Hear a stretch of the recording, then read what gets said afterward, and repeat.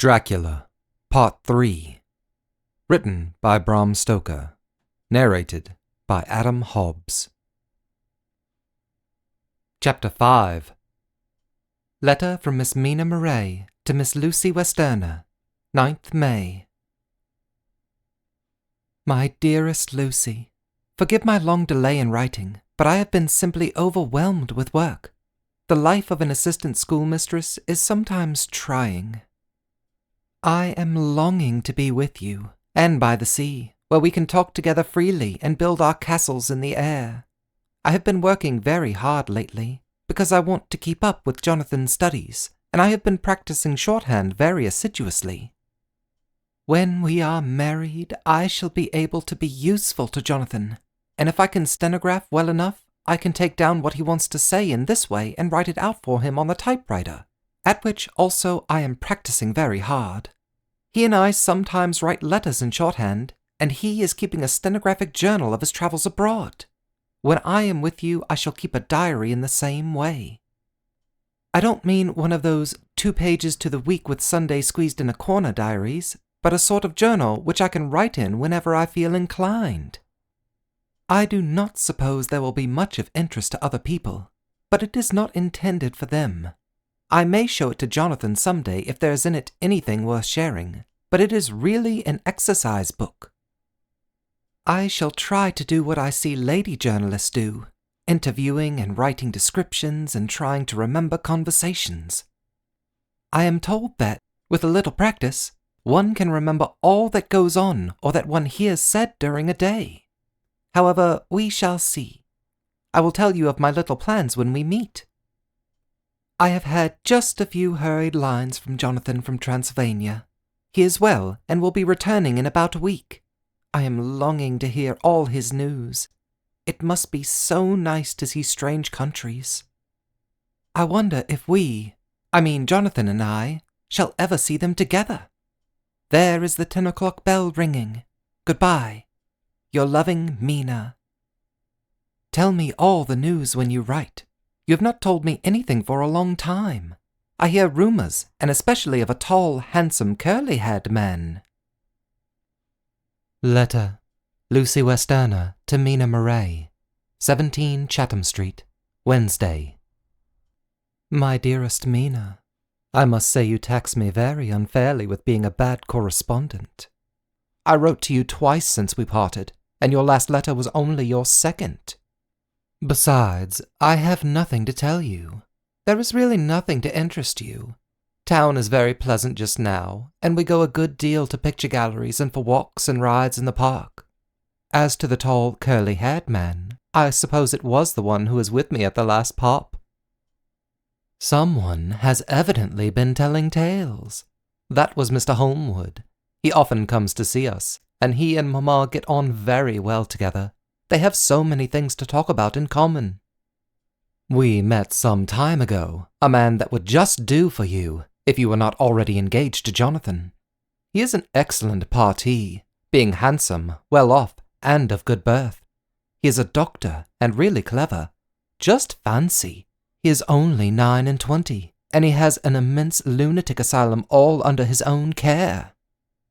Mr. Holmwood introduced him to me, and he called here to see us, and often comes now. I think he is one of the most resolute men I ever saw, and yet the most calm. He seems absolutely imperturbable. I can fancy what a wonderful power he must have over his patients. He has a curious habit of looking one straight in the face, as if trying to read one's thoughts. He tries this on very much with me, but I flatter myself he has got a tough nut to crack. I know that from my glass. Do you ever try to read your own face? I do, and I can tell you it is not a bad study, and gives you more trouble than you can well fancy if you have never tried it. He says that I afford him a curious psychological study, and I humbly think I do. I do not, as you know, take sufficient interest in dress to be able to describe the new fashions. Dress is a bore. That is slang again, but never mind. Arthur says that every day. There, it is all out. Mina, we have told all our secrets to each other since we were children. We have slept together and eaten together, and laughed and cried together. And now, though I have spoken, I would like to speak more. Oh, Mina, couldn't you guess? I love him. I am blushing as I write, for although I think he loves me, he has not told me so in words. But oh, Mina, I love him. I love him. I love him. There, that does me good. I wish I were with you, dear, sitting by the fire undressing, as we used to sit, and I would try to tell you what I feel. I do not know how I am writing this even to you. I am afraid to stop, or I should tear up the letter, and I don't want to stop, for I do so want to tell you all. Let me hear from you at once, and tell me all that you think about it. Mina, I must stop. Good night. Bless me in your prayers, and Mina, pray for my happiness. Lucy. P.S. I need not tell you this is a secret. Good night again. L. Letter, Lucy Westerner to Mina Murray, 24th May. My dearest Mina, thanks and thanks and thanks again for your sweet letter. It was so nice to be able to tell you and to have your sympathy. My dear, it never rains but it pours. How true the old proverbs are. Here I am, who shall be 20 in September, and yet I never had a proposal till today. Not a real proposal, and today I have had 3. Just fancy, 3 proposals in one day. Isn't it awful? I feel sorry, really and truly sorry, for 2 of the poor fellows. Oh, Mina, I am so happy that I don't know what to do with myself. And 3 proposals? But, for goodness' sake, don't tell any of the girls, or they would be getting all sorts of extravagant ideas and imagining themselves injured and slighted if in their very first day at home they did not get 6 at least. Some girls are so vain. You and I, Mina dear, who are engaged and who are going to settle down soon soberly into old married women, can despise vanity. Well, I must tell you about the 3, but you must keep it a secret, dear, from everyone, except, of course, Jonathan.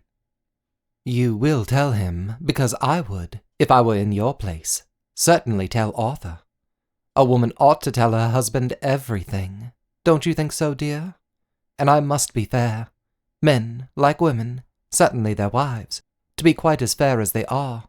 And women, I am afraid, are not always quite as fair as they should be.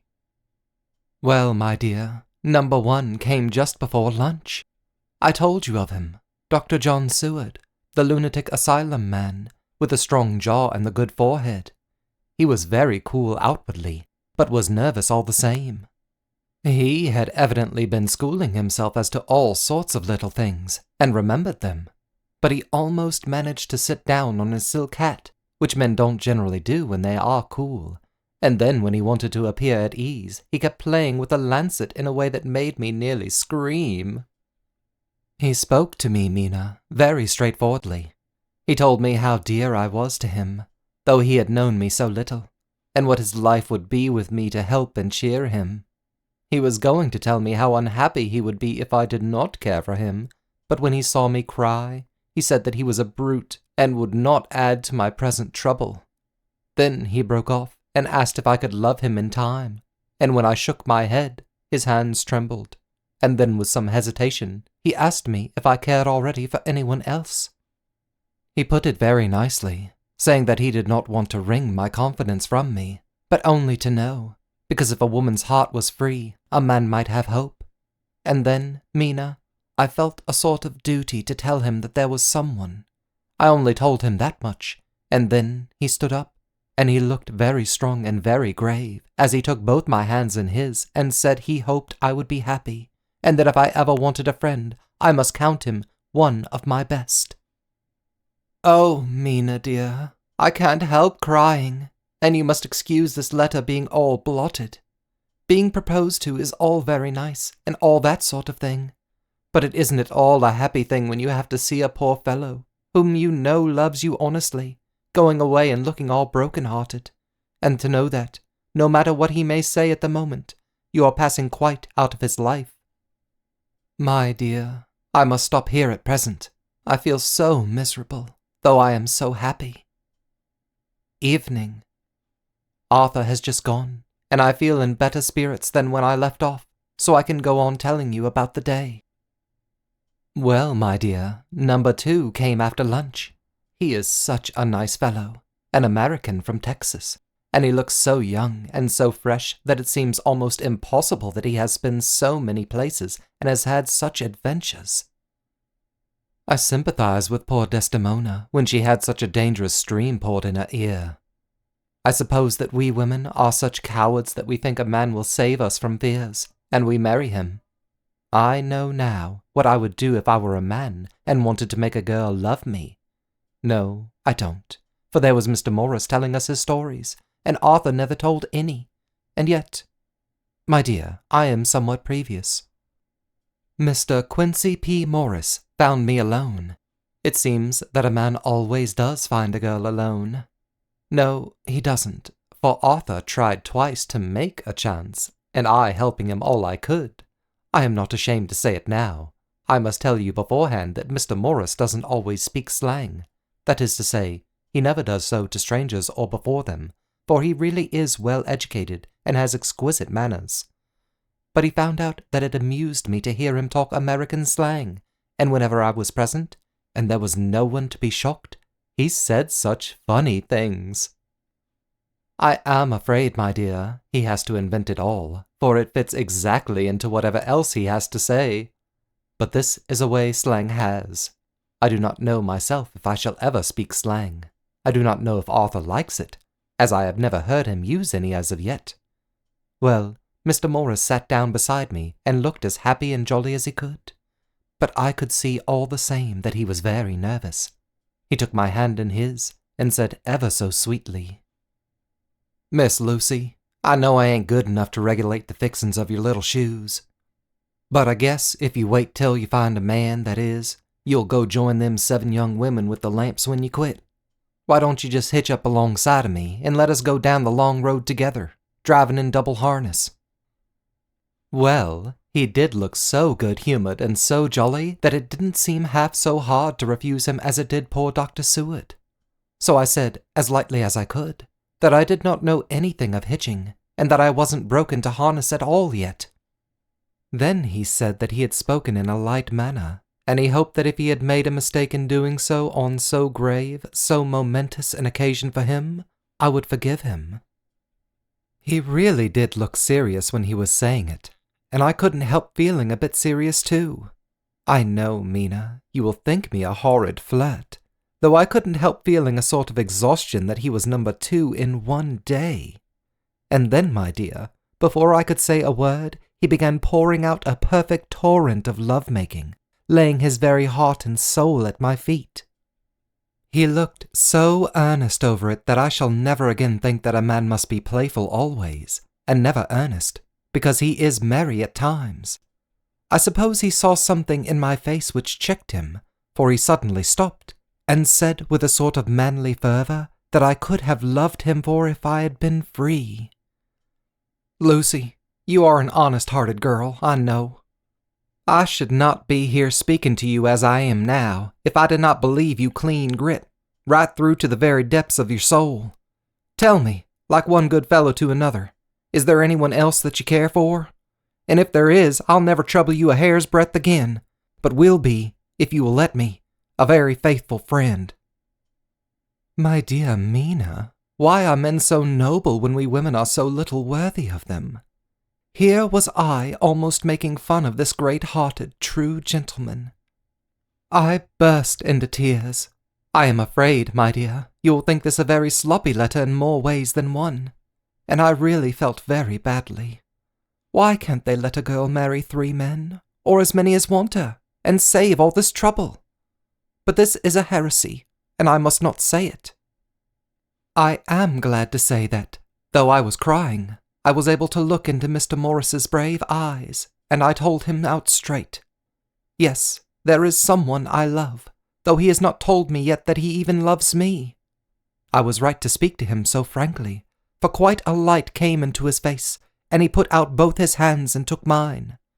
I think I put them into his, and said in a hearty way, "That's my brave girl. It's better worth being late for a chance of winning you than being in time for any other girl in the world. Don't cry, my dear. If it's for me, I'm a hard nut to crack, and I take it standing up. If that other fellow doesn't know his happiness, well, he'd better look for it soon, or he'll have to deal with me. Little girl, your honesty and pluck have made me a friend, and that's rarer than a lover. It's more unselfish anyhow.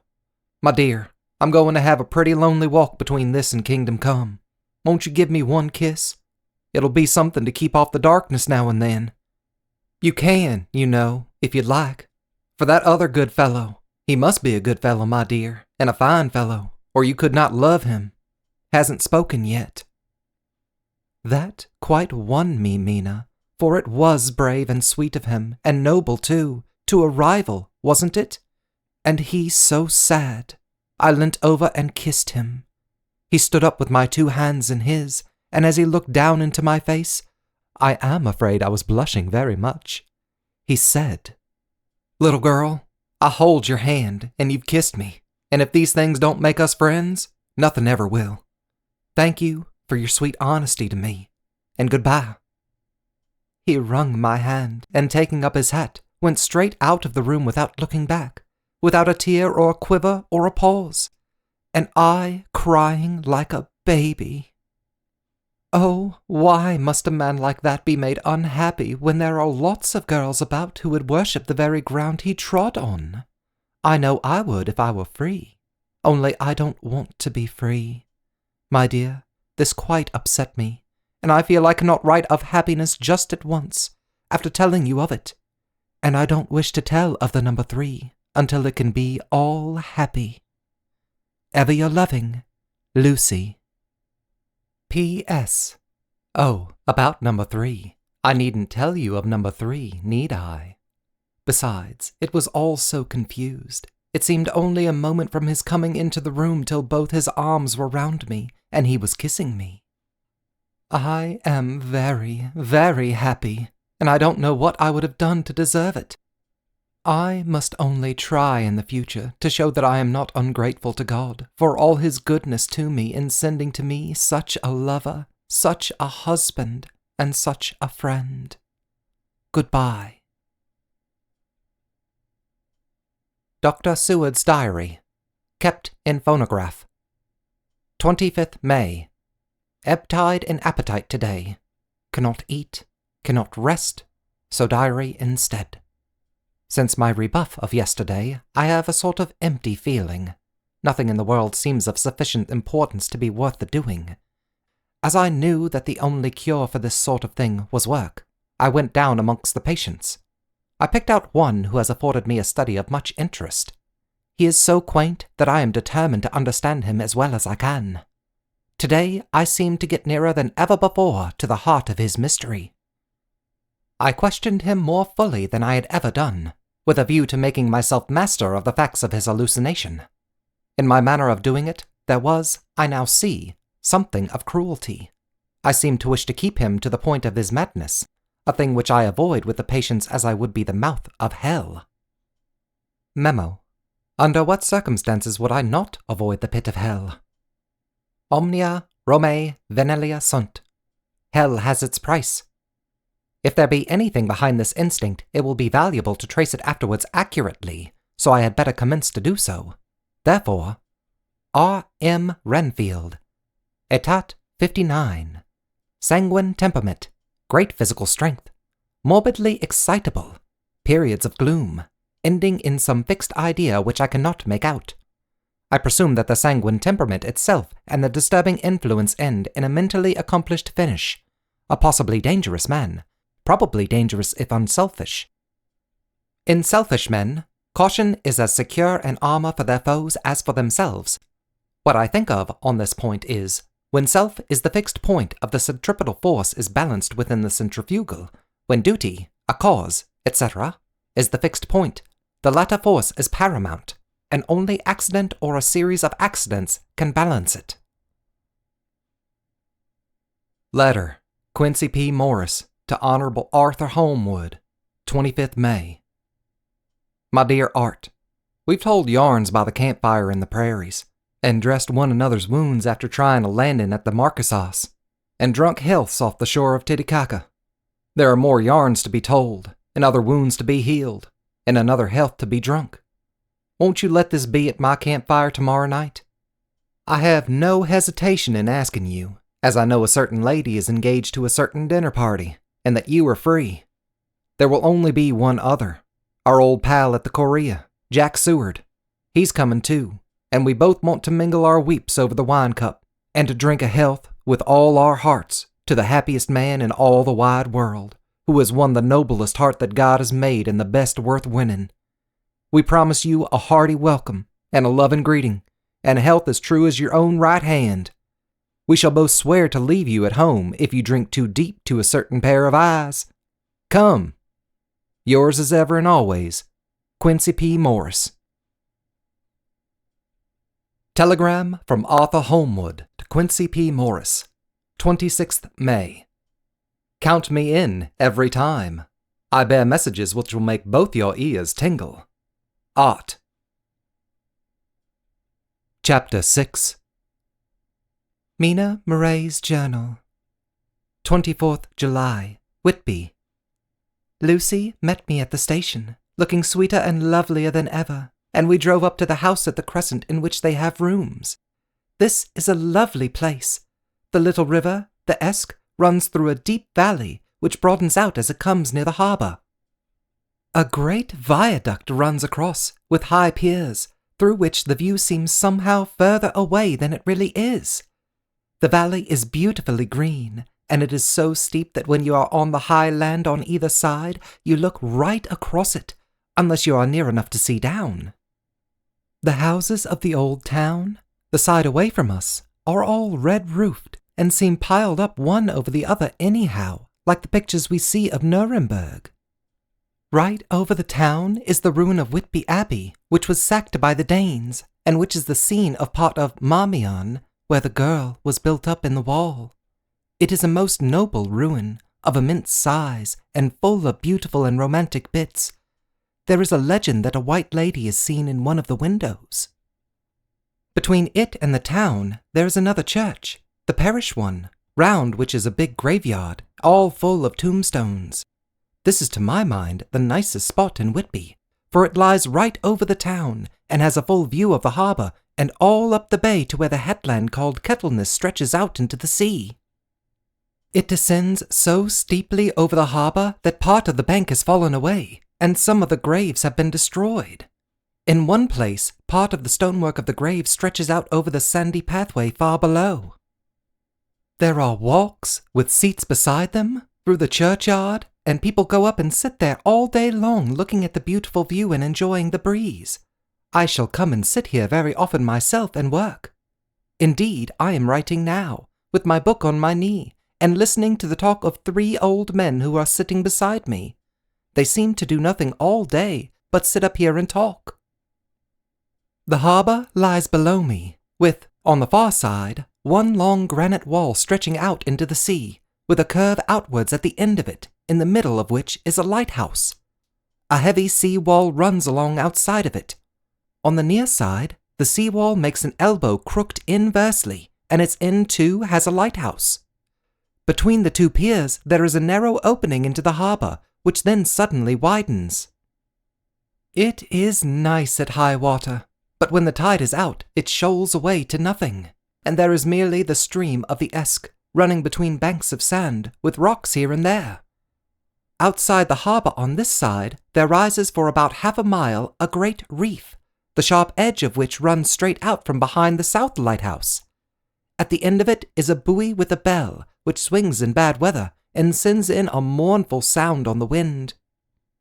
They have a legend here that when a ship is lost, bells are heard out at sea.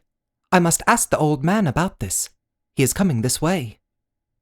He is a funny old man. He must be awfully old, for his face is all gnarled and twisted like the bark of a tree. He tells me that he is nearly 100, and that he was a sailor in the Greenland fishing fleet when Waterloo was fought.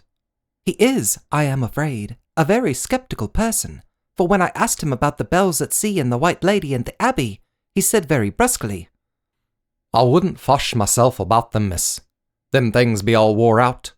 Mind, I don't say that they never was, but I do say that they wasn't in my time. They'd be all very well for comers and trippers and the like, but not for a nice young lady like you. Them feet folks from York and Leeds that be always eating curd herrings and drinking tea and looking out to buy cheap jet would creed aught. I wonder myself who'd be bothered telling lies to them, even the newspapers, which is full of fool talk." I thought he would be a good person to learn interesting things from, so I asked him if he would mind telling me something about the whale fishing in the old days. He was just settling himself up to begin when the clock struck 6, whereupon he laboured to get up and said, "I must going ageenwards home now, miss. My granddaughter doesn't like to be kept waiting when the tea is ready, for it takes me time to crammel a boon to the geese, for there may be a many of 'em, miss. I lack belly timber sairly by the clock." He hobbled away, and I could see him hurrying, as well as he could, down the steps. The steps are a great feature on the place. They lead from the town up to the church. There are hundreds of them. I do not know how many, and they wind up in a delicate curve. The slope is so gentle that a horse could easily walk up and down them. I think they must originally have something to do with the Abbey. I shall go home too. Lucy went out visiting with her mother, and as they were only duty calls, I did not go. They will be home by this. 1st August. I came up here an hour ago with Lucy, and we had a most interesting talk with my old friend and the 2 others who always come and join him. He is evidently the Sir Oracle of them, and I should think must have been in his time a most dictatorial person. He will not admit anything and downfaces everybody. If he can't out-argue them, he bullies them, and then takes their silence for agreement with his views. Lucy was looking sweetly pretty in her white lawn frock. She has got a beautiful colour since she has been here. I noticed that the old men did not lose any time in coming up and sitting near her when we sat down. She is so sweet with old people. I think they all fell in love with her on the spot. Even my old man succumbed and did not contradict her, but gave me double share instead. I got him on the subject of the legends, and he went off at once into a sort of sermon. I must try to remember it and put it down. "It be all fool talk. Lock, stock, and barrel. That's what it be. Ain't naught else.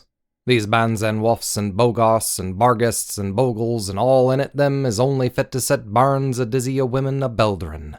They be naught but air blebs. They and all grims and signs and warnin's be all invented by parsons and ilsome big bodies and railway touters to skeer and scunner halflins and to get folks to do something that they don't other incline to. It makes me ireful to think of them. Why, it's them, not content with printing lies on paper and preaching them out of pulpits, does want to be cutting them on the tombstones. Look here all around you in what art you will. All them steens, holding up their heads as well as they can out of their pride. It's a cant, simply tumbling down with the weight of lies wrote on them. Here lies the body, or sacred to the memory, wrote on all of them. And yet, in the nigh, half of them weren't bent no bodies at all. And the memories of them bent care to pinch a snuff about, much less sacred. Lies, all of them. Nothing but lies of one kind or another. My gog, but it'll be a quare scouterman at the day of judgment when they come tumbling up in their death snarks, all juped together and trying to drag their tombstones with them to prove how good they was. Some of them trembling and dithering with their hands that doesn't and slippy and lying in the sea that they can't even keep their group of them. I could see from the old fellow's self-satisfied air and the way in which he looked round for the approval of his cronies that he was showing off, so I put in a word to keep him going. "Oh, Mr. Swalls, you can't be serious. Surely these tombstones are not all wrong?" "Yablins. There may be a poorish few not wrong, savin' where they make out the people too good, for there be folk that do think a balm bowl be like the sea, if it only be their own. The whole thing be only lies. Now, look ye here. You come here a stranger, and you see this kirkgath." I nodded, for I thought it better to assent, though I did not quite understand his dialect. I knew it had something to do with the church. He went on, "And you consate that all these stins be about folk that happened here, snod and snog." I assented again. Then that just be where the lie comes in. Why, there be scores of these laybeds that be tomb as old Dunn's back-a-box on Friday night. He nudged one of his companions, and they all laughed. And my gog, how could they be otherwise? Look at that one. The aftest abaft the beer bank. Read it. I went over and read. Edward Spenslav, Master Mariner, murdered by pirates off the coast of Andres, April 1854, 8:30. When I came back, Mr. Swalls went on. Oh, brought him home, I wonder, to hap him here. Murdered off the coast of Andres, and you consated his body lay under. Why, I could name ye a dozen whose bones lie in the Greenland seas above. He pointed northwards. Or where the currents may have drifted them. There be the stains around ye. Ye can, with your young eyes, read the small print on the lies from here. This Braithwaite Lowry, I knew his father, lost in the Lively off Greenland in 20. Or Andrew Woodhouse, drowned in the same seas in 1777. Or John Paxton, drowned off Cape Farewell a year later. Or old John Rowlings, whose grandfather sailed with me, drowned in the Gulf of Finland in 50. Do you think that all these men will have to make a rush to Whitby when the trumpet sounds? I have me and theorems about it. I tell you that when they got here they'd be jummelin' and jostling one another that way that it 'ud be like a fight up on the ice in the old days, when we'd be at one another from daylight to dark and trying to tie up our cuts by the light of the aurora borealis. This was evidently local pleasantry, for the old man cackled over it, and his cronies joined in with gusto. But, I said, surely you are not quite correct, for you start on the assumption that all the poor people, or their spirits, will have to take their tombstones with them on the day of judgment. Do you think that will be really necessary? Well, what else be they tombstones for? Answer me that, miss. To please their relatives, I suppose. To please their relatives, you suppose. This he said with intense scorn. How will it pleasure their relatives to know that lies is wrote over them, and that everybody in the place knows that they be lies? He pointed to a stone at our feet which had been laid down as a slab, on which the seat was rested, close to the edge of the cliff. Read the lies on that, Thruffstein, he said. The letters were upside down to me from where I sat, but Lucy was more opposite to them, so she leant over and read. Sacred to the memory of George Kennan, who died in the hope of a glorious resurrection on July 29th, 1873, falling from the rocks at Kettleness. This tomb was erected by his sorrowing mother to her dearly beloved son. He was the only son of his mother, and she was a widow. Really, Mr. Swalls, I don't see anything very funny in that. She spoke her comment very gravely and somewhat severely. You don't see aught funny. But that's because you don't gom the sorrowing mother was a hellcat that hated him because he was a crooked, a regular lamiter he was. And he hated her so that he committed suicide in order that she mightn't get an insurance she put on his life. He blew nigh the top of his head off with an old musket that they had for scaring the crows with. 'Tweren't for crows then, for it brought the clegs and doups down to him. That's the way he fell off the rocks. And as to hopes of a glorious resurrection, I've often heard him say myself that he'd hoped he'd go to hell, for his mother was so pious that she'd be sure to go to heaven, and he didn't want to addle where she was. Now isn't that stain at any rate? He hammered it with a stick as he spoke. A pack of lies, and won't it make Gabriel cackle when Geordie comes panting up the greys with them tombstone balanced on his hump and asked to be took as evidence? I did not know what to say, but Lucy turned the conversation as she said, rising up. Oh, why did you tell us of this? It is my favourite seat, and I cannot leave it, and now I must go on sitting over the grave of a suicide.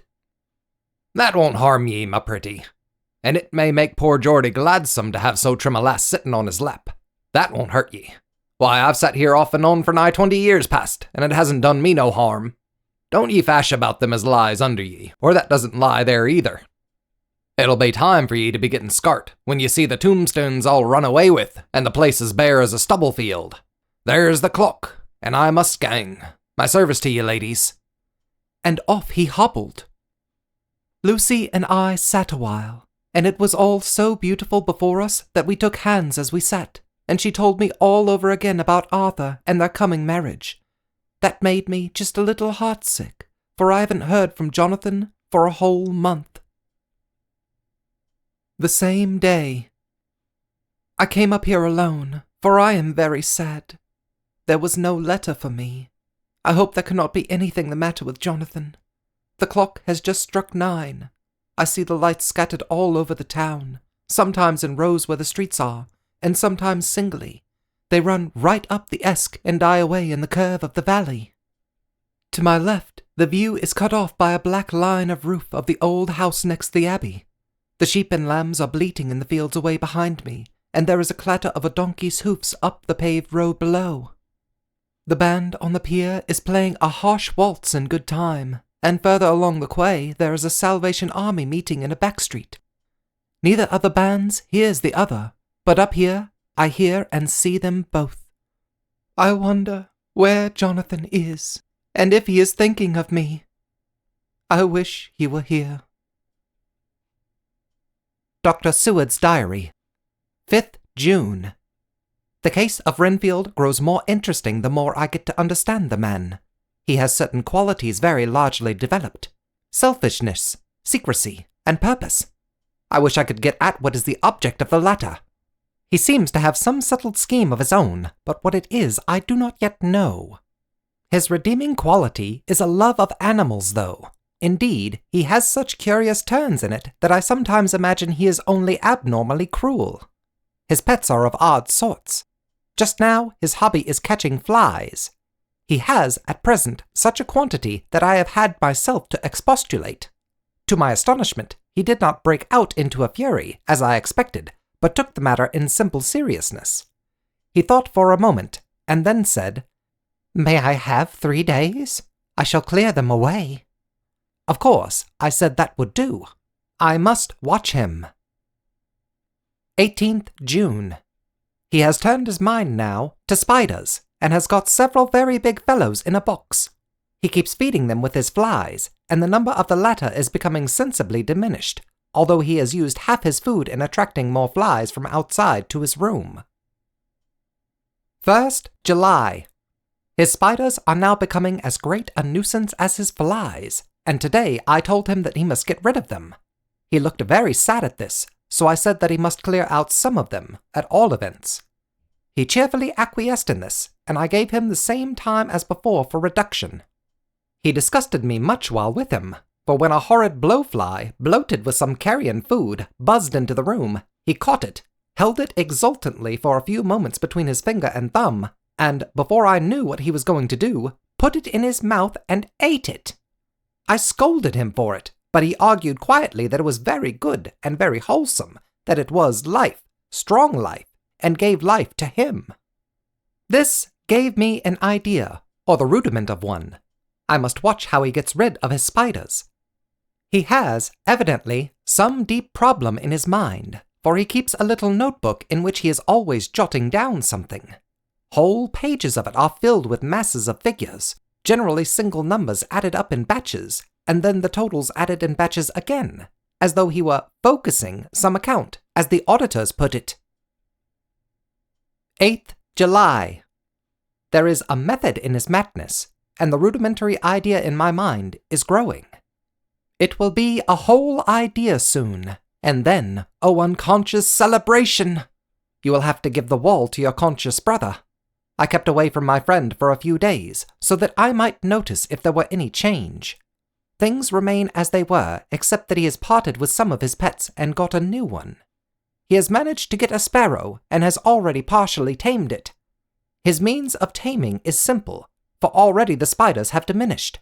Those that do remain, however, are well fed, for he still brings in flies by tempting them with his food. 19th July. We are progressing. My friend has now a whole colony of sparrows, and his flies and spiders are almost obliterated. When I came in, he ran to me and said he wanted to ask me a great favor, a very, very great favor, and as he spoke he fawned on me like a dog. I asked him what it was, and he said, with a sort of rapture in his voice and bearing, "A kitten, a nice little sleek playful kitten, that I can play with, and teach, and feed, and feed, and feed. I was not unprepared for this request, for I had noticed how his pets went on increasing in size and vivacity, but I did not care that his pretty family of tame sparrows should be wiped out in the same manner as the flies and the spiders. So I said I would see about it, and asked him if he would not rather have a cat than a kitten. His eagerness betrayed him as he answered, "Oh, yes, I would like a cat. I only asked for a kitten, lest you should refuse me a cat. No one would refuse me a kitten, would they?" I shook my head and said that at present I feared it would not be possible, but that I would see about it. His face fell, and I could see a warning of danger in it, for there was a sudden fierce sidelong look which meant killing. The man is an undeveloped homicidal maniac. I shall test him with his present craving and see how it will work out. Then I shall know more. 10 p.m. I have visited him again and found him sitting in a corner brooding. When I came in, he threw himself on his knees before me and implored me to let him have a cat, that his salvation depended upon it. I was firm, however, and told him that he could not have it, whereupon he went without a word and sat down, gnawing his fingers, in the corner where I had found him. I shall see him in the morning early. 20th July. Visited Renfield very early, before the attendant went his rounds. Found him up and humming a tune. He was spreading out his sugar, which he had saved, in the window, and was manifestly beginning his fly-catching again, and beginning it cheerfully and with a good grace. I looked around for his birds, and not seeing them, asked him where they were. He replied, without turning around, that they had all flown away. There were a few feathers about the room, and on his pillow a drop of blood. I said nothing, but went and told the keeper to report to me if there were anything odd about him during the day. 11 a.m. The attendant has just been to me to say that Renfield has been very sick, and has disgorged a whole lot of feathers. "My belief is, Doctor," he said, "that he has eaten his birds, and that he just took and ate them raw." 11 p.m. I gave Renfield a strong opiate tonight, enough to make even him sleep, and took away his pocketbook to look at it. The thought that has been buzzing around my brain lately is complete, and the theory proved. My homicidal maniac is of a peculiar kind. I shall have to invent a new classification for him, and call him a zoophagous, life-eating maniac. What he desires is to absorb as many lives as he can, and he has laid himself out to achieve it in a cumulative way. He gave many flies to one spider, and many spiders to one bird, and then wanted a cat to eat the many birds. What would have been his later steps? It would be almost worthwhile to complete the experiment. It might be done if there were only a sufficient cause. Men sneered at vivisection, and yet look at its results today. Why not advance science in its most difficult and vital aspect, the knowledge of the brain?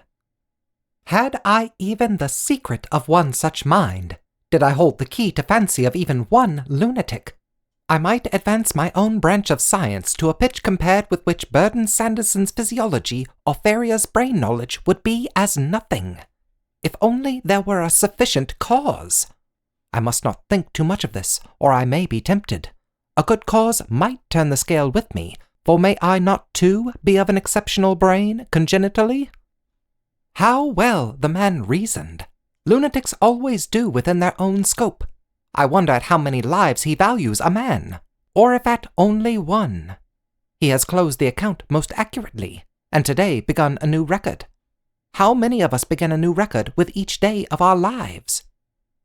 To me, it seems only yesterday that my whole life ended with my new hope, and that I truly began a new record.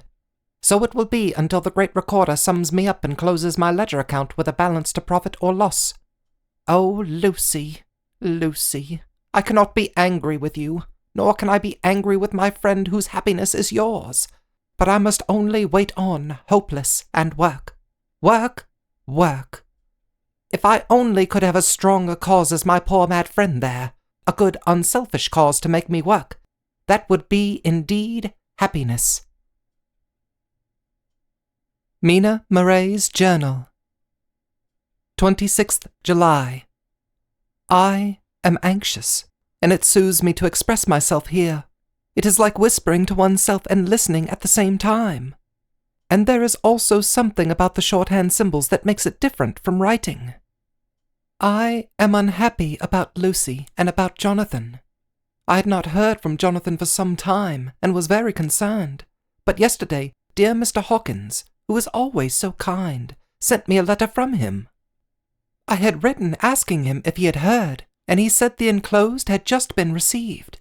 It is only a line dated from Castle Dracula, and says that he is just starting for home. That is not like Jonathan. I do not understand it, and it makes me uneasy.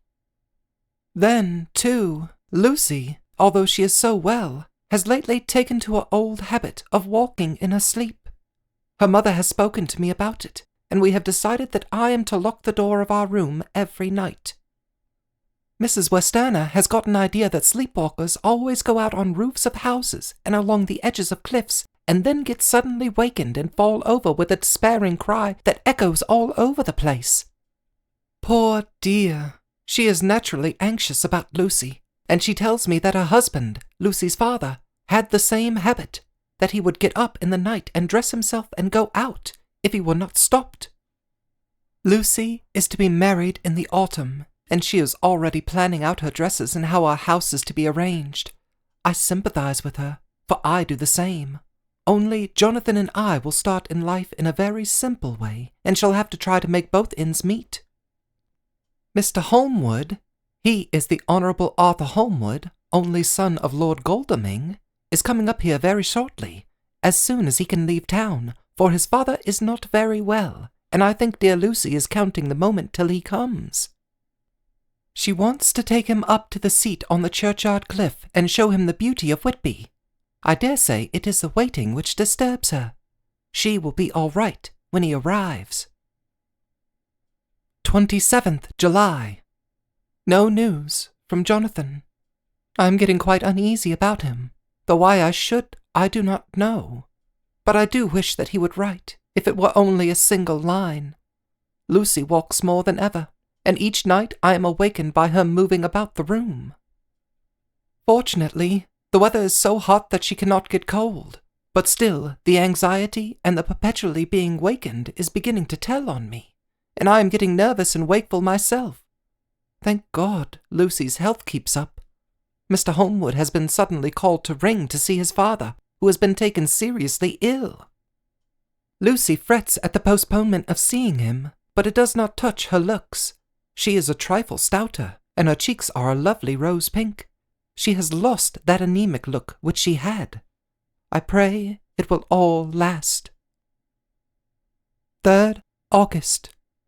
Another week gone, and no news from Jonathan. Not even to Mr. Hawkins, from whom I have heard. Oh, I do hope he is not ill. He surely would have written. I look at that last letter of his, but somehow it does not satisfy me. It does not read like him, and yet it is his writing. There is no mistake of that.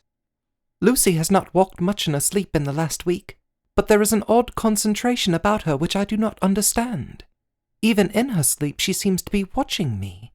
She tries the door, and finding it locked, goes about the room searching for the key. 6th August. Another 3 days, and no news. The suspense is getting dreadful. If I only knew where to write to or where to go to, I should feel easier. But no one has heard a word of Jonathan since that last letter. I must only pray to God for patience. Lucy is more excitable than ever, but is otherwise well. Last night was very threatening, and the fishermen say that we are in for a storm. I must try to watch it and learn the weather signs. Today is a grey day, and the sun as I write is hidden in thick clouds, high over Kettleness. Everything is grey, except the green grass, which seems like emerald amongst it. Grey earthy rock, grey clouds, tinged with the sunburst at the far edge, hang over the grey sea, into which the sand points stretch like grey fingers. The sea is tumbling in over the shallows and the sandy flats with a roar, muffled in the sea mists drifting inland. The horizon is lost in a grey mist. All is vastness, The clouds are piled up like giant rocks, and there is a brool over the sea that sounds like some presage of doom. Dark figures are on the beach here and there, sometimes half shrouded in the mist, and seem men like trees walking. The fishing boats are racing for home, and rise and dip in the groundswell as they sweep into the harbour, bending to the scuppers. Here comes old Mr. Swales. He is making straight for me, and I can see, by the way he lifts his hat, that he wants to talk. I have been quite touched by the change in the poor old man. When he sat down beside me, he said in a very gentle way, "I want to say something to you, miss." I could see he was not at ease, so I took his poor old wrinkled hand in mine and asked him to speak fully. So he said, leaving his hand in mine, "I'm afraid, my dearie, that I must have shocked you by all the wicked things I've been saying about the dead, and such like, for weeks past. But I didn't mean them, and I want ye to remember that when I'm gone. We old folks that be daffled, and with one foot abaft the crook hole, don't altogether like to think of it, and we don't want to feel scart of it, and that's why I've took to making light of it, so that I cheer up my own heart a bit. But Lord love ye, miss, I ain't afraid of dying, not a bit, only I don't want to die if I can help it. My time must be nigh at hand now, for I be old, and 100 years is too much for any man to expect, and I'm so nigh it that the old man is already whetting his scythe. You see, I can't get out of the habit of caffing about it all at once. The chaffs will wag as they be used to. Some day soon the angel of death will sound his trumpet for me. But don't ye do all in greet, my dearie." For he saw that I was crying. "If he should come this very night, I'd not refuse to answer his call. For life be, after all, only a-waiting for something else than what we're doing, and death be all that we can rightly depend on. But I'm content, for it is coming to me, my dearie, and coming quick. It may be coming while we be looking and wondering. Maybe it's in that wind out there over the sea that's bringing with it loss and wreck and sore distress and sad hearts. Look! Look!" He cried suddenly. "There's something in that wind and in the host beyond that sounds and looks and tastes and smells like death. It's in the air. I feel it coming. Lord, make me answer cheerful when my call comes." He held up his arms devoutly and raised his hat. His mouth moved as though he were praying. After a minute's silence, he got up, shook hands with me, and blessed me, and said goodbye, and hobbled off. It all touched me, and upset me very much.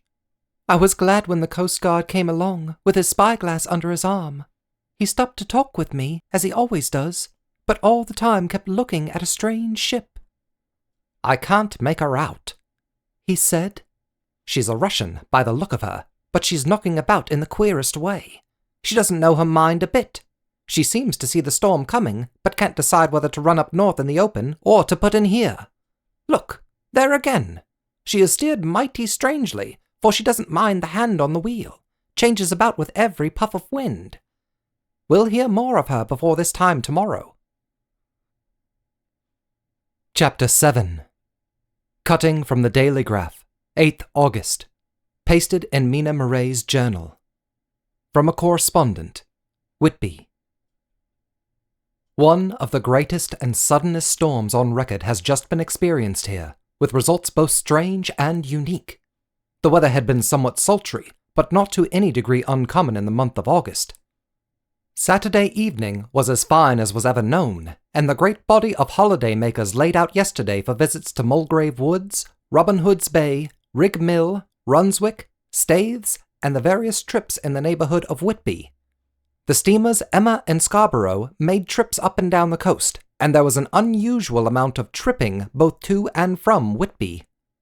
The day was unusually fine till the afternoon, when some of the gossips who frequent the East Cliff churchyard, and from that commanding eminence watch the wide sweep of sea visible to the north and east, called attention to a sudden show of mares' tails high in the sky and to the northwest.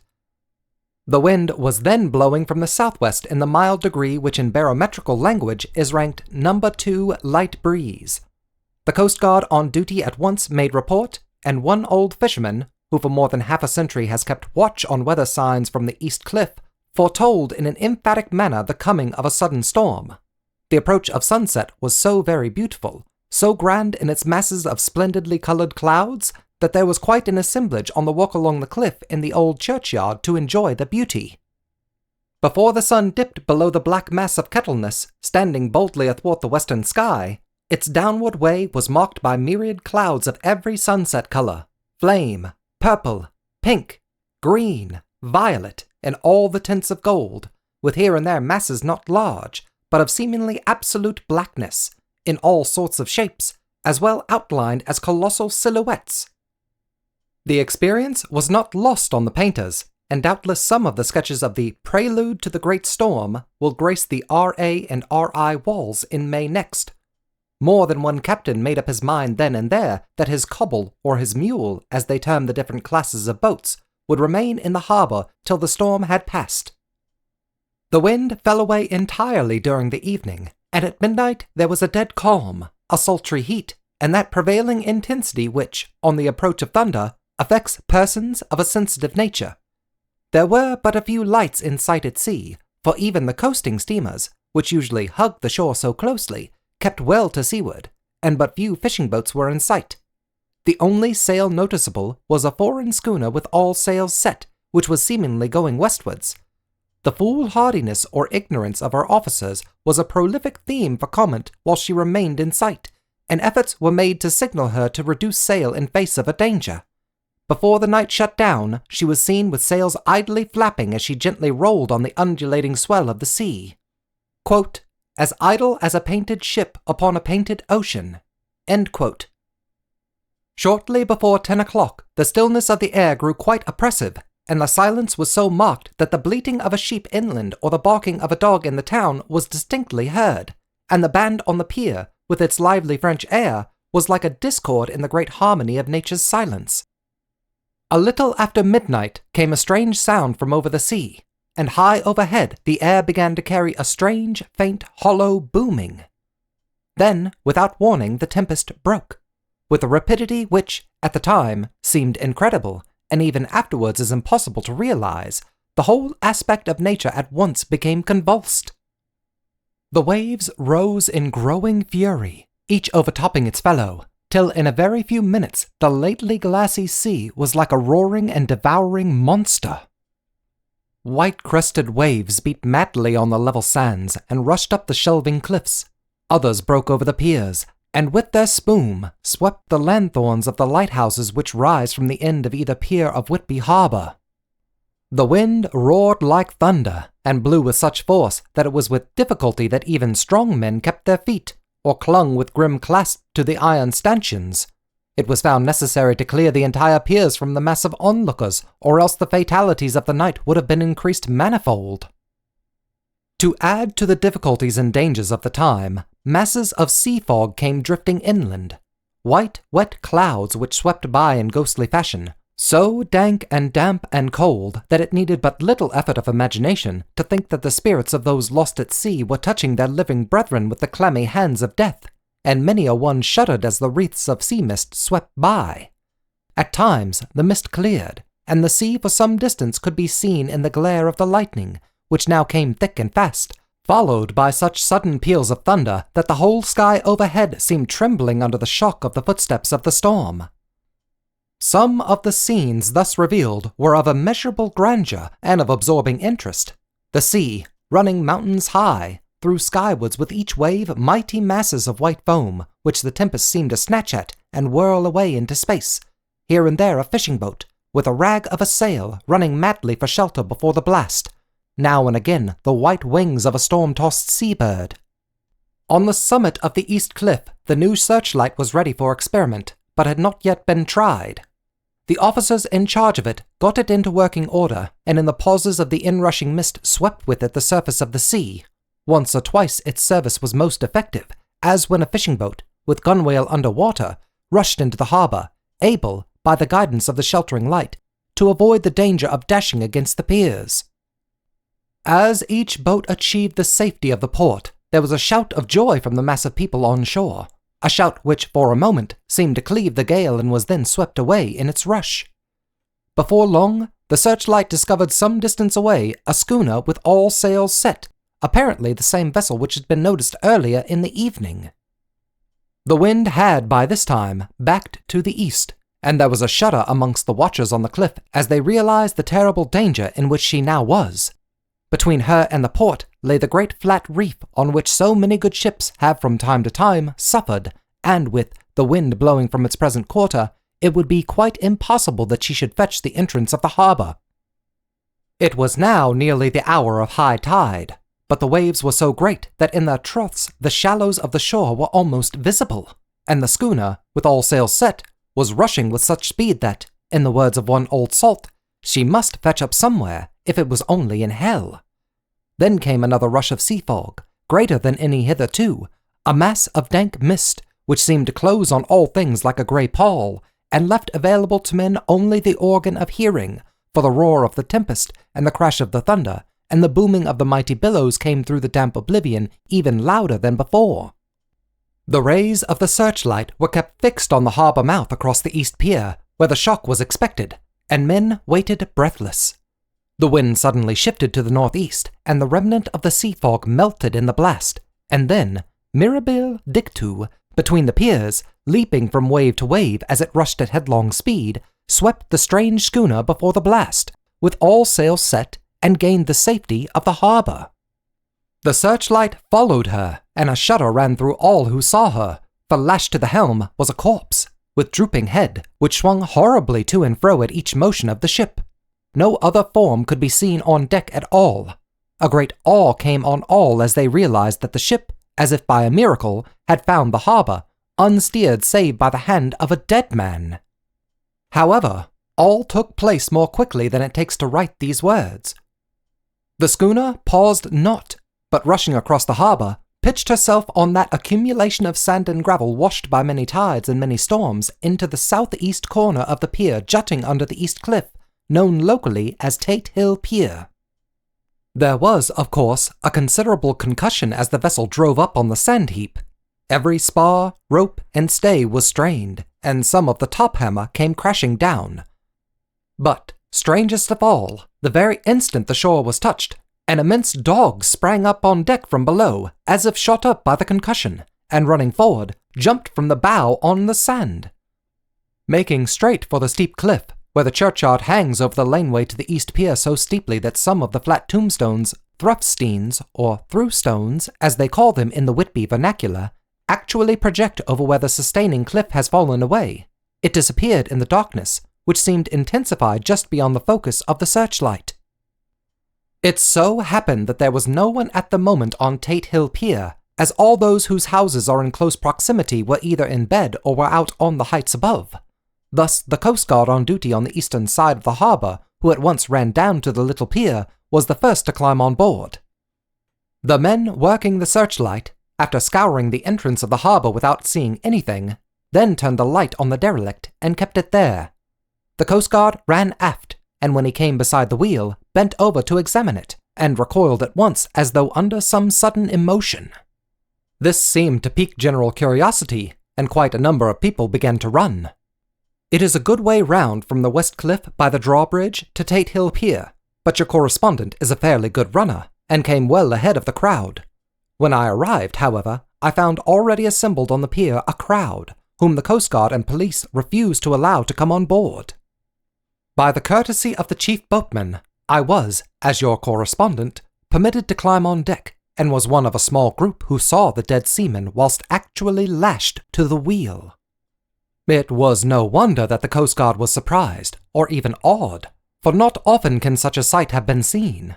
The man was simply fastened by his hands, tied one over the other, to a spoke of the wheel. Between the inner hand and the wood was a crucifix, the set of beads on which it was fastened being around both wrists and wheel, and all kept fast by the binding cords. The poor fellow may have been seated at one time, but the flapping and buffeting of the sails had worked through the rudder of the wheel and dragged him to and fro, so that the cords with which he was tied had cut the flesh to the bone.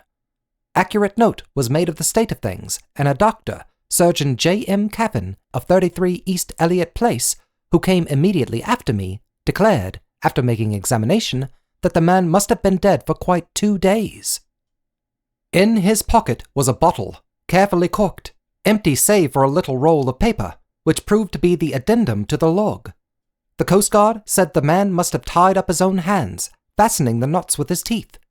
The fact that a Coast Guard was the first on board may save some complications later on in the Admiralty Court, for Coast Guards cannot claim the salvage which is the right of the first civilian entering on a derelict.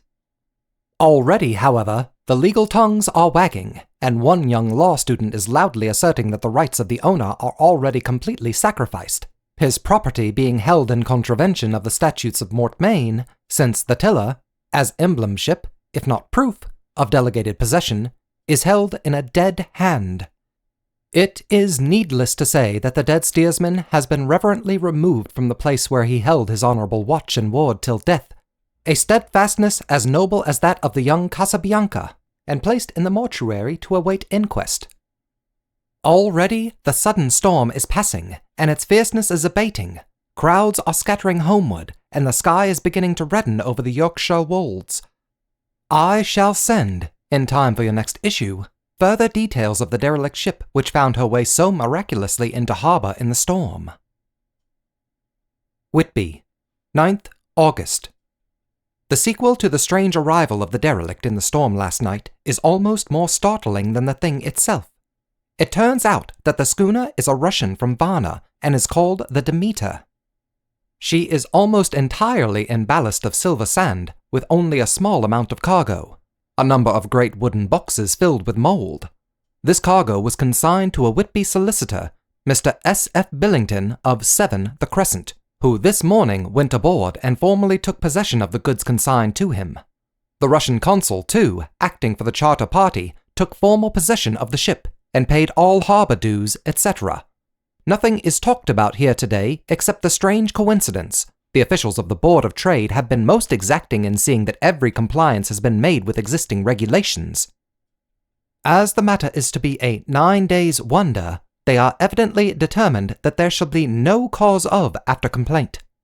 A good deal of interest was abroad concerning the dog which landed when the ship struck, and more than a few of the members of the SPCA, which is very strong in Whitby, have tried to befriend the animal. To the general disappointment, however, it was not to be found. It seems to have disappeared entirely from the town. It may be that it was frightened and made its way on to the moors, where it is still hiding in terror. There are some who look with dread on such a possibility, lest later on it should in itself become a danger, for it is evidently a fierce brute. Early this morning a large dog, a half-breed mastiff belonging to a coal merchant close to Tate Hill Pier, was found dead in the roadway opposite to its master's yard. It had been fighting, and manifestly had had a savage opponent, for its throat was torn away and its belly was slit open as if with a savage claw. Later. By the kindness of the Board of Trade Inspector, I have been permitted to look over the logbook of the Demeter, which was in order up to within 3 days, but contained nothing of special interest except as to the facts of the missing men. The greatest interest, however, is with regard to the paper found in the bottle, which was today produced at the inquest, and a more strange narrative than the two between them unfolded has not been my lot to come across.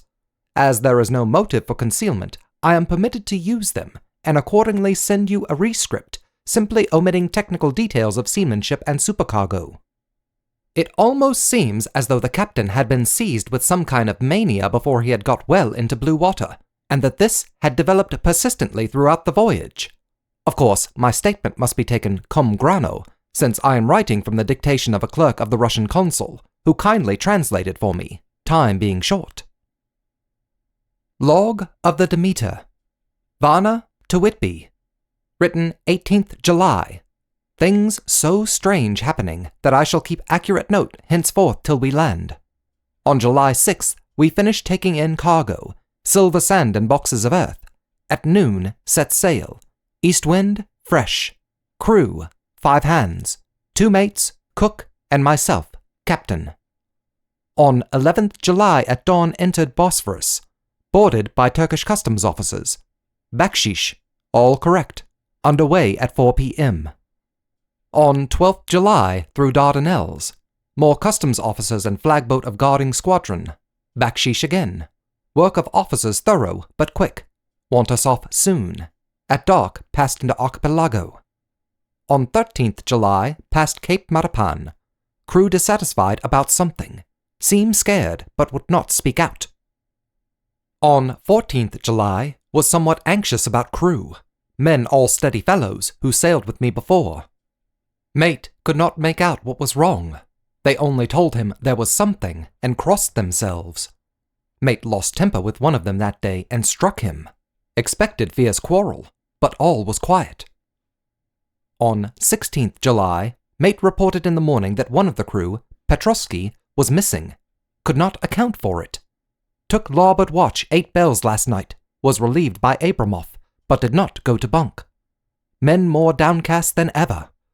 All said they expected something of the kind, but would not say more than there was something aboard. Mate getting very impatient with them, feared some trouble ahead. On 17th July, yesterday, one of the men, Olgarin, came to my cabin, and in an awestruck way confided to me that he thought there was a strange man aboard the ship. He said that in his watch he had been sheltering behind the deckhouse as there was a rainstorm, when he saw a tall, thin man who was not like any of the crew come up the companionway and go along the deck forward and disappear. He followed cautiously, but when he got to the bows, found no one, and the hatchways were all closed. He was in a panic of superstitious fear, and I am afraid the panic may spread. To allay it, I shall today search the entire ship carefully from stem to stern. Later in the day, I got together the whole crew and told them, as they evidently thought there was someone on the ship, we would search from stem to stern. First mate, angry, said it was folly, and to yield to such foolish ideas would demoralize the men. Said he would engage to keep them out of trouble with the handspike. I let him take the helm while the rest began thorough search, all keeping abreast with lanterns. We left no corner unsearched. As there were only the big wooden boxes, there were no odd corners where a man could hide. Men much relieved when search over, and went back to work cheerfully. First mate scowled, but said nothing. 22nd July. Rough weather last 3 days, and all hands busy with the sails. No time to be frightened. Men seem to have forgotten their dread. Mate cheerful again, and all on good terms. Praised men for work in bad weather. Past Gibraltar and out through straits. All well. 24th July. There seems some doom over this ship. Already a hand short and entering on the Bay of Biscay with wild weather ahead, and yet last night another man lost. Disappeared. Like the first, he came off his watch and was not seen again. Men all in a panic of fear, sent around Robin, asking to have double watch, as they fear to be alone. Mate angry. Fear there will be some trouble, as either he or the men will do some violence. 28th July. 4 days in hell, knocking about in a sort of maelstrom, and the wind a tempest. No sleep for anyone. Men all worn out. Hardly know how to set a watch, since no one fit to go on. Second mate volunteered to steer and watch, and let men snatch a few hours' sleep.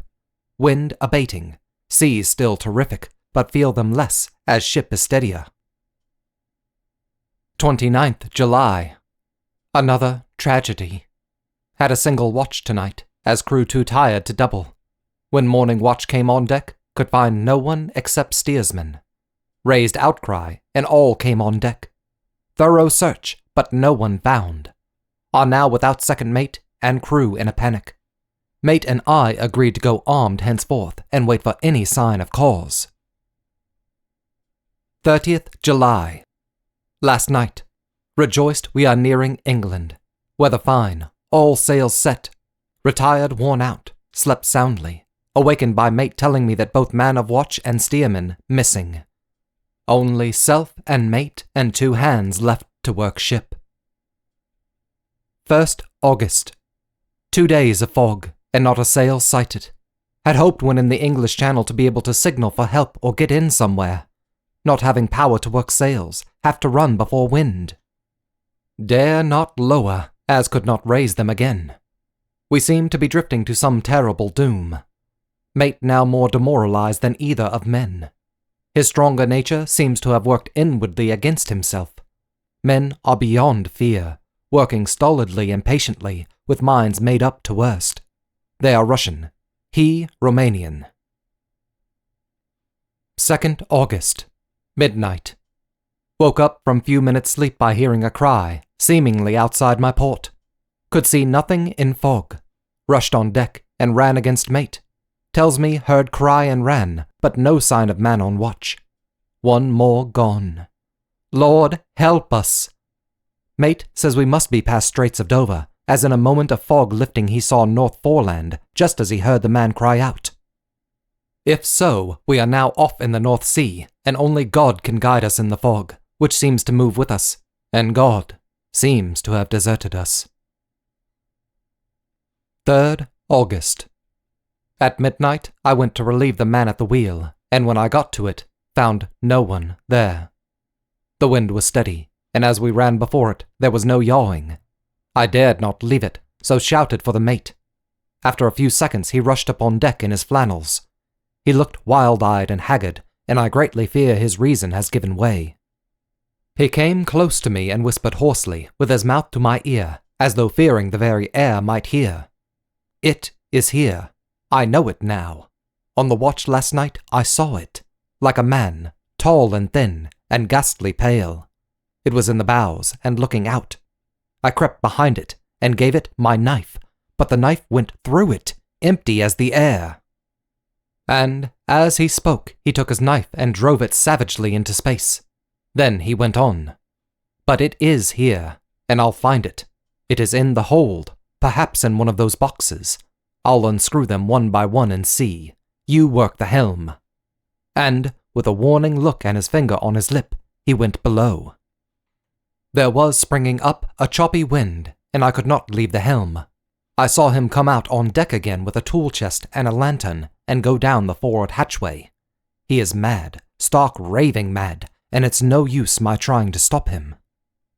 He can't hurt those big boxes. They are invoiced as clay, and to pull them about is as harmless a thing as he can do. So here I stay, and mind the helm, and write these notes. I can only trust in God, and wait till the fog clears. Then, if I can't steer to any harbour with the wind that is, I shall cut down sails and lie by, and signal for help. It is nearly all over now. Just as I was beginning to hope that the mate would come out calmer, for I heard him knocking away at something in the hold and work is good for him, there came up the hatchway a sudden, startled scream which made my blood run cold, and up on deck he came as if shot from a gun, a raging madman, with his eyes rolling and his face convulsed with fear. "Save me! Save me!" he cried, and then looked round on the blanket of fog. His horror turned to despair, and in a steady voice he said, "You had better come too, Captain, before it is too late. He is there. I know the secret now. The sea will save me from him, and it is all that is left." Before I could say a word, or move forward to seize him, he sprang on the bulwark and deliberately threw himself into the sea. I suppose I know the secret too now. It was this madman who had got rid of the men one by one, and now he has followed them himself. God help me! How am I to account for all these horrors when I get to port? When I get to port? Will that ever be? 4th August. Still fog, which the sunrise cannot pierce. I know there is sunrise because I am a sailor. Why else I know not. I dared not go below. I dared not leave the helm. So here all night I stayed, and in the dimness of the night I saw it. Him! God forgive me, but the mate was right to jump overboard. It was better to die like a man, to die like a sailor in blue water no man can object.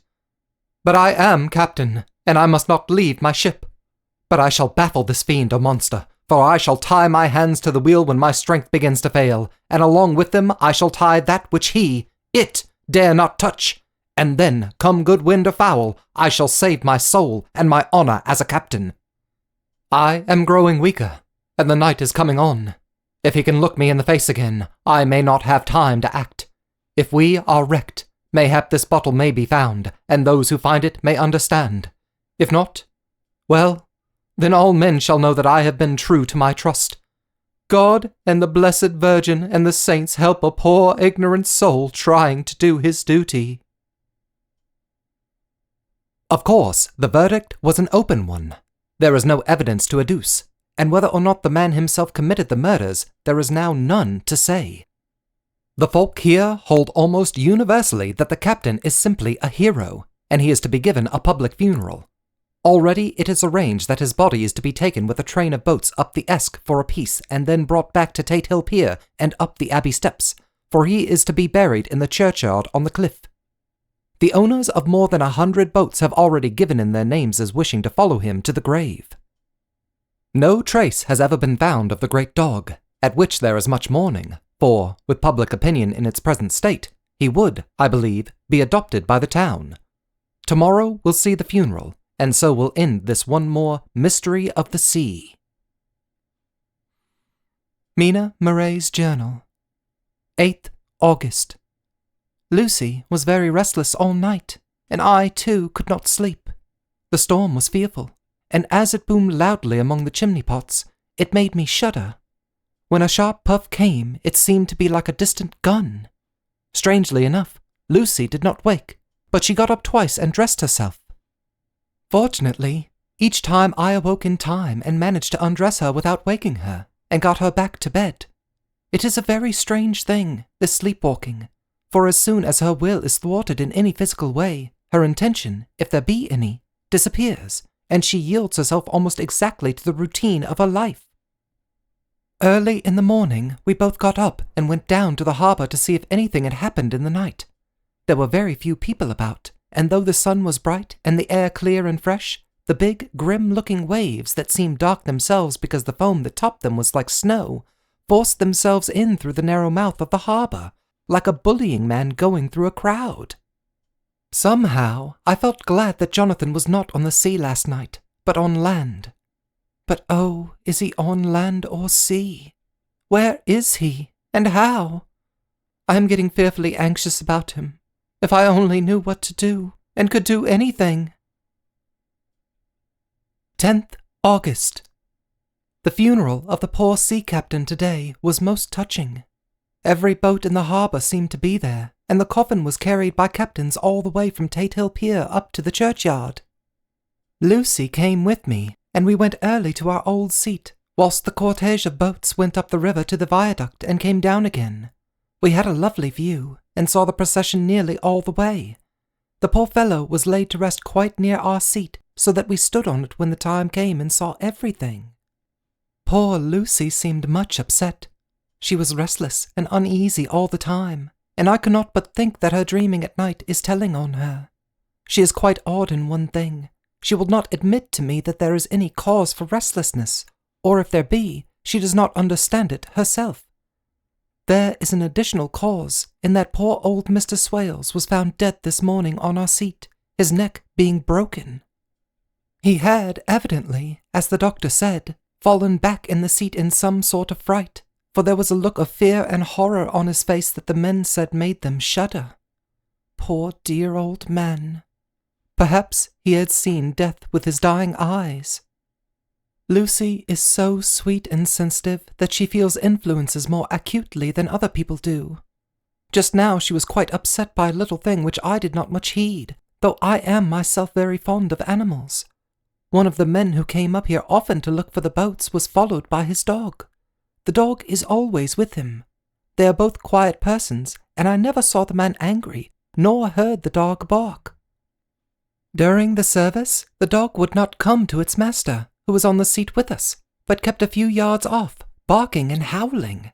Its master spoke to it gently, and then harshly, and then angrily, but it would neither come nor cease to make a noise. It was in a sort of fury, with its eyes savage, and all its hairs bristling out like a cat's tail when puss is on the warpath. Finally, the man too got angry and jumped down and kicked the dog, and then took it by the scruff of the neck and half dragged it and half threw it on the tombstone on which the seat is fixed. The moment it touched the stone, the poor thing became quiet and fell all into a tremble. It did not try to get away, but crouched down, quivering and cowering, and was in such a pitiable state of terror that I tried, though without effect, to comfort it. Lucy was full of pity too, but she did not attempt to touch the dog, but looked at it in an agonized sort of way. I greatly fear that she is too supersensitive a nature to go through the world without trouble. She will be dreaming of this tonight, I am sure. The whole agglomeration of things. The ship steered into port by a dead man, his attitude, tied to the wheel with a crucifix and beads, the touching funeral, the dog, now furious and now in terror, will all afford material for her dreams. I think it will be best for her to go to bed tired out physically, so I shall take her for a long walk by the cliffs to Robin Hood's Bay and back. She ought not to have much inclination for sleepwalking then.